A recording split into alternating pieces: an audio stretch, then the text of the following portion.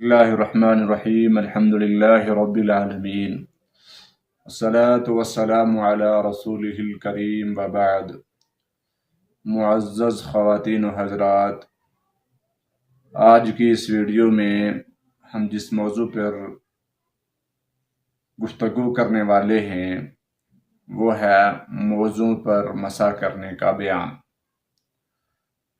تو سامعین کرام، چلیے شروع کرتے ہیں آج کی یہ ویڈیو۔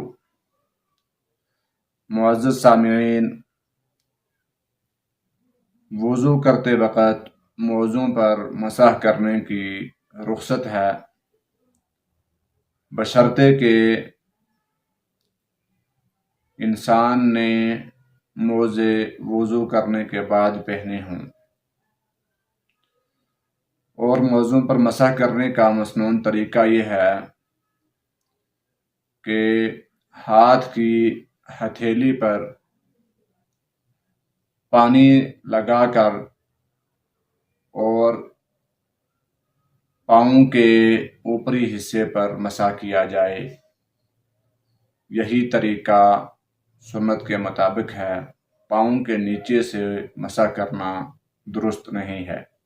کتنے دن تک یا کتنے ٹائم تک موضوع پر مسح کر سکتا ہے، اس تعلق سے احادیث مبارکہ میں وضاحت کچھ اس طرح پر ہے کہ ایک آدمی جو مقیم ہو وہ 24 گھنٹے تک موضوع پر مسح کر سکتا ہے، یعنی کہ اگر کوئی بندہ فجر کی نماز سے وضو کر کے موزے پہنتا ہے، ظہر، عصر، مغرب اور عشاء کی نمازوں کے لیے وضو کے وقت وہ پاؤں پر موضوع پر مسح کر سکتا ہے۔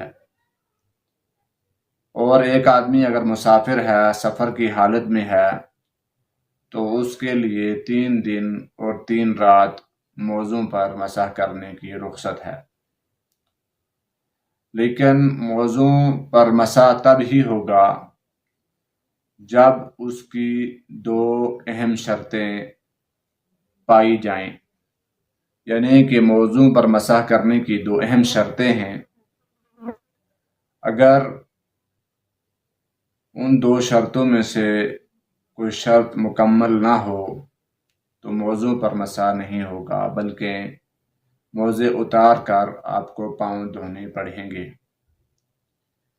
پہلی شرط یہ ہے، موزے پہننے سے پہلے وضو کیا ہوا ہونا چاہیے، یعنی کہ وضو کر کے موزے پہنے ہوں تو موضوع پر مسح درست ہے، ادروائز موضوع پر مسح درست نہیں۔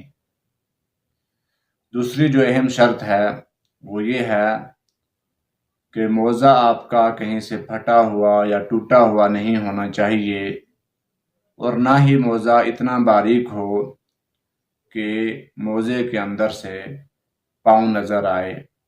یہ 2 اہم شرطیں ہیں۔ اگر یہ 2 شرطوں کے ساتھ، ان 2 شرطوں کے ساتھ موضوع پر مسح کیا جائے تو موضوع پر مسح درست ہے، تو آپ ایسے وضو سے نماز پڑھ سکتے ہیں۔ واللہ اعلم بالصواب۔